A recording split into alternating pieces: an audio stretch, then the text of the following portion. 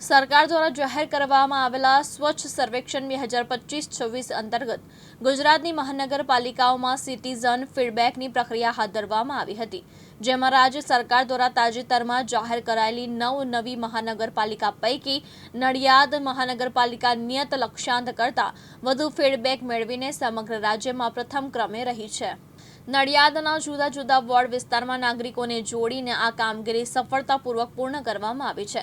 સ્વચ્છ સર્વેક્ષણ 2025-26 અંતર્ગત નડિયાદ મહાનગરપાલિકાને કુલ 10,905 સિટીઝન ફીડબેક મેળવવાનો લક્ષ્યાંક આપવામાં આવ્યો હતો।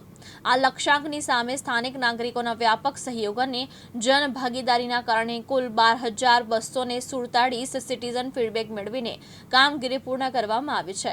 મહાનગરપાલિકા બન્યાના ખૂબ જ ટૂંકા ગાળામાં નડિયાદે સફાઈ સર્વેક્ષણની આ પ્રક્રિયામાં અવ્વલ સ્થાન પ્રાપ્ત કર્યું છે।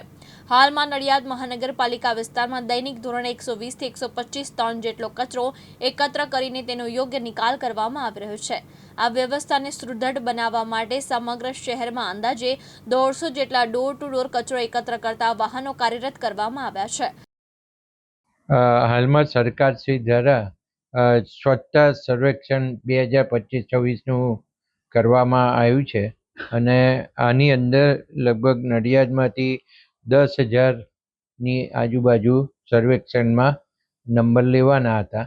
એમાં આપણે 12,747 જેટલા સર્વેક્ષણની અંદર આપણું જે સર્વેક્ષણ છે એ આખા ગુજરાતની અંદર 9 મહાનગરપાલિકામાં આપણે પહેલા નંબર ઉપર અત્યારે સર્વેક્ષણમાં આવ્યા છે।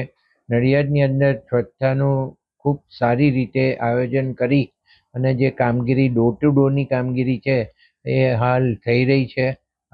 હજુ પણ એની અંદર કોઈ પણ જાતની કચાશ હોય તે દૂર કરવાના પ્રયત્નો હંમેશા ચાલુ રહ્યા છે।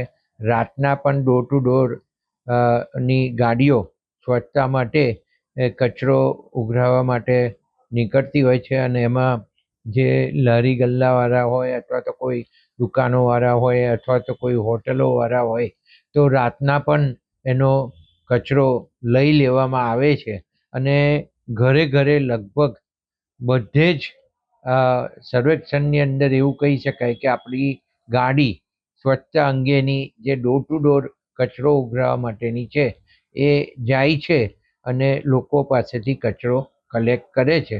પણ મારે તો હજુય વિનંતી કરવી છે, આપણે તો દેશમાં પણ લગભગ 60ની આજુબાજુના સ્થાને પહોંચીશું, પણ હજુ વિનંતી કરવી છે કે આપણે નડિયાદ એટલું સ્વચ્છ બનાવીએ કે આપણો નંબર સૌથી આગળ આવી જાય। એ પ્રમાણેનું આપણી જનતા આયોજન કરે એવી મારી આ તબક્કે નડિયાદવાસીઓને વિનંતી છે અને સાથે સાથે નડિયાદના સૌ રહેવાસીઓને હું ખૂબ ખૂબ અભિનંદન આપું છું કે જે રીતે સ્વચ્છતાનું અભિયાન આપણે ઉપાડ્યું હતું અને આપણે જાતે સફાઈ કરવા નીકળતા હતા એમાંથી જે અવેરનેસ ધીરે ધીરે આવતી ગઈ છે એ અવેરનેસના કારણે આ સ્વચ્છતાનું અભિયાન છે આપણું સફળ થયું છે। તો હજુ આગળ ખૂબ સારી રીતે સફળતાપૂર્વક આપણે છેક ઉપરના નંબર સુધી પહોંચીએ એવું કરવા પ્રજાજનોને વિનંતી કરું। દેશના વડાપ્રધાન નરેન્દ્રભાઈ મોદી સાહેબે જ્યારથી સ્વચ્છતાનું અભિયાન ઉપાડ્યું છે ત્યારથી દેશની અંદર સ્વચ્છતા અંગેની એક ખૂબ મોટી જાગૃતતા આવી છે અને એ બધાયના ભાગરૂપે અહીંયા જિલ્લાની અંદર, ગામોની અંદર અને શહેરોની અંદર પણ સ્વચ્છતા ખૂબ મોટા પ્રમાણમાં થાય છે અને સ્વચ્છતા થવાના કારણે ગામો સુંદર દેખાતા થઈ ગયા છે। કચરા હવે રોડ ઉપર દેખાતા નથી એ દેખાઈ રહ્યું છે અને પ્રજાજનો પણ પોતે કચરો બહાર નથી નાખતા એ ખૂબ સારી વાત છે। એ દેશના વડાપ્રધાન નરેન્દ્ર મોદીજીના આહ્વાનના કારણે જ બન્યું છે। તૃષાલ પંડ્યા, દિવ્યાંગ ન્યૂઝ, નડિયાદ, ખેડા।